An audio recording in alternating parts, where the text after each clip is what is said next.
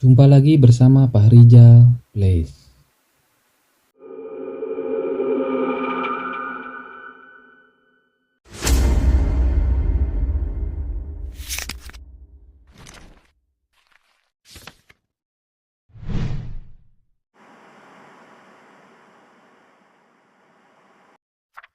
Ratu Pantai Selatan adalah entitas yang sangat populer di Indonesia, khususnya di Pulau Jawa. Pada umumnya, orang Jawa dan Sunda mempercayai Ratu Pantai Selatan sebagai entitas yang menguasai Samudra Hindia atau Laut Pantai Selatan. Sebutan Ratu Pantai Selatan selalu merujuk kepada dua entitas, yaitu Nyi Roro Kidul dan Kangjeng Ratu Kidul. Meskipun keduanya sepintas sama, namun aktualnya berbeda. Kisah Nyi Roro Kidul dan Kangjeng Ratu Kidul datang dari kebudayaan yang berbeda. Kisah Nyi Roro Kidul berasal dari kebudayaan suku Sunda, sedangkan Kangjeng Ratu Kidul dari kisah kebudayaan suku Jawa. Masyarakat Sunda lebih dulu mengenal Ratu Pantai Selatan sebagai Nyi Roro Kidul pada abad ke-15, sedangkan masyarakat Jawa mengenal Ratu Pantai Selatan dengan sebutan Kangjeng Ratu Kidul pada abad ke-18.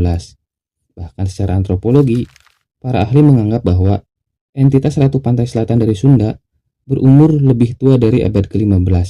Diperkirakan berasal dari kepercayaan prasejarah animistik.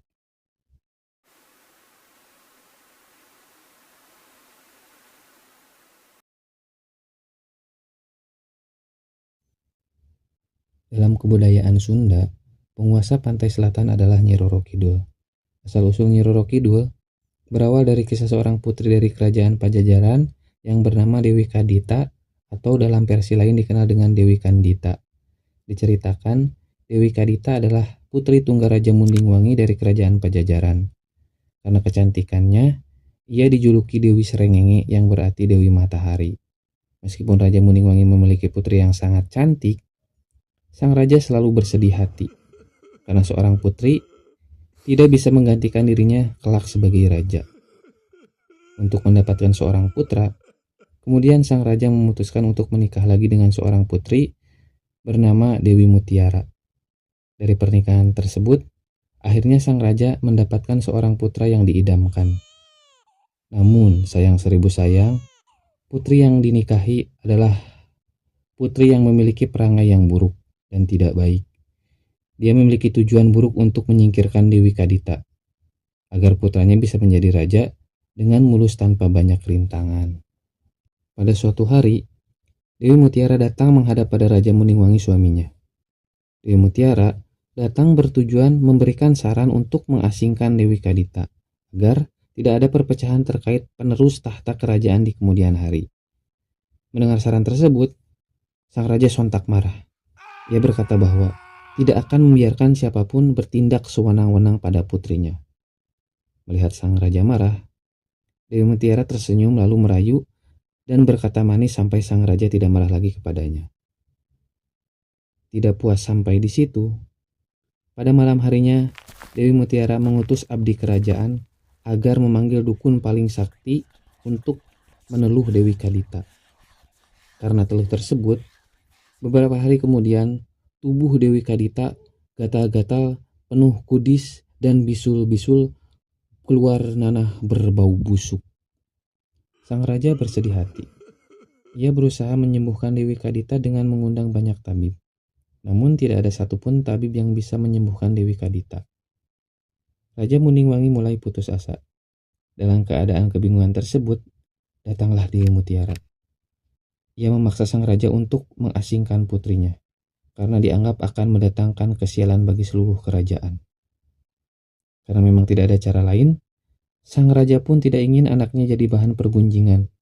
Akhirnya, terpaksa ia menyetujui usulan Dewi Mutiara untuk mengasingkan putrinya dari kerajaan. Karena diasingkan dari kerajaan, Dewi Kadita pergi berjalan tanpa arah. Dia terus menangis sepanjang jalan hingga air matanya kering. Ia tidak merasa marah, ia tidak merasa dendam kepada siapapun, namun ia meminta agar Sang Hyang Kersa mendampinginya dalam menanggung beban kesedihan dan penderitaan tersebut. Setelah berjalan hampir 7 hari 7 malam, Kadita sampai di Samudra Selatan. Air samudra tersebut terlihat jernih dan sangat indah dilihat. Ketika Kadita melamun terpana dengan keindahan Samudra Selatan, Tiba-tiba ia mendengar bisikan gaib yang menyuruhnya untuk segera melompat dan berenang di samudera selatan. Ajaib, ketika dirinya berenang, air samudera itu menghapus kudis dan bisulnya tanpa bekas, hingga rasa gatal dan nyeri yang ia derita hilang. Tak hanya itu, ternyata air samudera selatan membuatnya semakin cantik. Konon, semenjak kejadian tersebut, Dewi Kadita memiliki kuasa atas samudera selatan dan menjadi seorang dewi yang disebut Nyi Roro Kidul. Ia hidup abadi sebagai penguasa laut pantai selatan.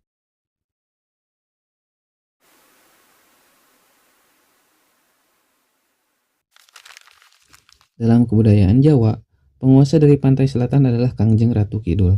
Asal-usul Kangjeng Ratu Kidul dipercaya sebagai ciptaan Dewi Kaping Telu. Dewi Kaping Telu menciptakan Kangjeng Ratu Kidul agar bisa mengisi alam kehidupan sebagai Dewi Padi dengan dewi-dewi alam lainnya. Dewi Kaping Telu menciptakan Kangjeng Ratu Kidul sebagai penjaga keseimbangan antara dunia manusia dan dunia gaib. Ia diberikan tugas untuk menjaga harmoni antara daratan dan lautan, serta menjadi penguasa alam pantai selatan. Dalam perjalanannya, Kangjeng Ratu Kidul menjelma menjadi sosok yang penuh kebijaksanaan, memancarkan kecantikan serta kekuatan gaib yang tidak tertandingi. Sebagai Dewi Padi, ia awalnya bertugas menjaga kesuburan tanah dan kesejahteraan rakyat. Namun, dalam perputaran takdir yang ditentukan oleh para dewa, ia mengalami perubahan nasib. Kekuatan alam semesta membawanya ke laut pantai selatan, tempat di mana ia akhirnya menjadi penguasa yang disegani. Istana gaibnya yang megah terletak di dasar samudera, menjadi tempat bagi para makhluk halus dan prajurit gaibnya yang setia mengabdi kepadanya. Kangjeng Ratu Kidul memiliki hubungan erat dengan para raja Jawa, khususnya Kesultanan Mataram. Konon, Pandemahan Senopati, pendiri Mataram, bertapa di pantai selatan untuk memohon restu dan kekuatan dalam mendirikan kerajaannya. Dan di dalam pertapaannya tersebut, ia bertemu dengan Kangjeng Ratu Kidul. Kemudian, Kangjeng Ratu Kidul berjanji untuk melindungi keturunannya, selama mereka tetap menjaga keselarasan dengan dunia gaib. Sejak saat itu, setiap Raja Mataram memiliki hubungan spiritual dengan kerajaan Kangjeng Ratu Kidul. Mereka kerap mengadakan ritual khusus di pantai selatan, memberikan sesaji sebagai bentuk penghormatan, serta menjaga perjanjian gaib yang telah terjalin. Legenda dan mitos ini terus hidup dalam kepercayaan masyarakat Jawa hingga kini, di mana banyak orang yang masih meyakini bahwa Kangjeng Ratu Kidul adalah penjaga mistis yang tetap mengawasi harmoni antara dunia gaib dan dunia manusia. Hingga sekarang, pantai Parangtritis dan Pelabuhan Ratu menjadi tempat yang dikeramatkan. Tempat ini dianggap sebagai gerbang menuju kerajaan gaib Kangjeng Ratu Kidul.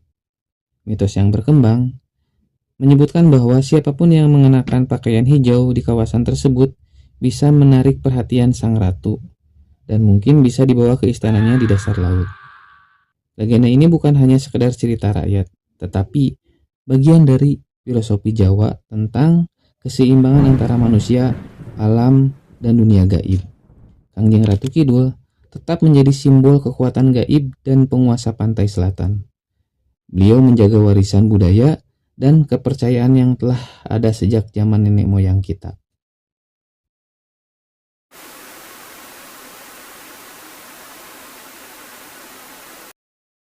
Secara antropologi, Nyi Roro Kidul dan Kangjeng Ratu Kidul adalah personifikasi dari manusia untuk menggambarkan keganasan alam, dalam hal ini laut. Apalagi cerita Nyi Roro Kidul datang dari wilayah laut selatan Pulau Jawa, yaitu sepanjang pesisir selatan Samudra Hindia yang terkenal memiliki karakter laut yang dalam dan memiliki arus dan ombak yang sangat besar dan ganas. Akan tetapi, manusia pada zaman dahulu belum bisa melakukan analisis ilmiah terkait fenomena tersebut. Sehingga manusia pada zaman dulu menyandarkan fenomena tersebut pada pemahaman mistik, yaitu Nyi Roro Kidul. Sehingga kemudian muncullah kepercayaan tentang Kangjeng Ratu Kidul dan Nyi Roro Kidul sebagai jawaban atas fenomena tersebut. Terakhir, terlepas cerita ini benar atau tidak, yang jelas kita harus senang dan bangga dengan kekayaan cerita yang ada di Nusantara. Sekian, dadah.